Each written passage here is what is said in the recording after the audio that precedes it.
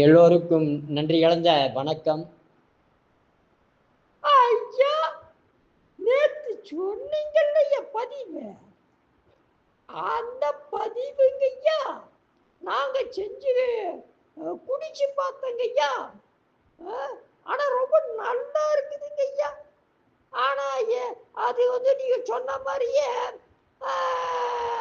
நல்ல வேலை செய்யுதுங்க ஐயா. பரவாயில்லைங்க. உங்களுக்கு இன்னைக்கு என்னங்க ஐயா பதிவு சொல்ல போறீங்க?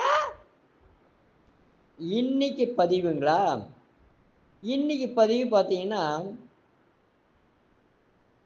கரிசலாங்கண்ணி கீரை ஒரு கைப்பிடி எடுத்து, கரிசலாங்கண்ணி கீரை கிடைக்கிறது இல்லை, இருந்தாலும் தேடி கண்டுபிடிக்கணும்.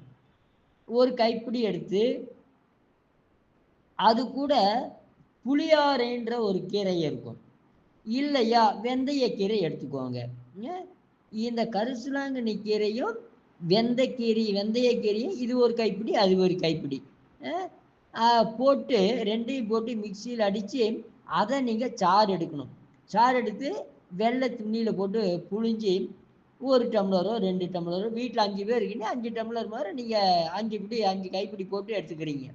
எடுத்து 5 டம்ளர் மோரில் கலந்து அதுக்கு தகுந்த கல்லுப்பு நம்ம வறுத்து தான் வச்சுக்கணும். ஐயா, கல்லுப்பு வறுத்த பட்டால் வெடிச்சு மூஞ்சி கண்ணு அதெல்லாம் வருங்க ஐயா.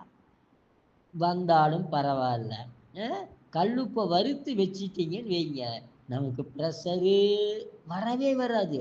இந்த கல்லுப்பை வறுத்து தான் பயன்படுத்தணும். அப்படியா? தெரியலீங்க ஐயா. பரவாயில்ல, இன்னைக்கா சொன்னீங்களே. சரி, இன்னிலிருந்து பயன்படுத்துங்க.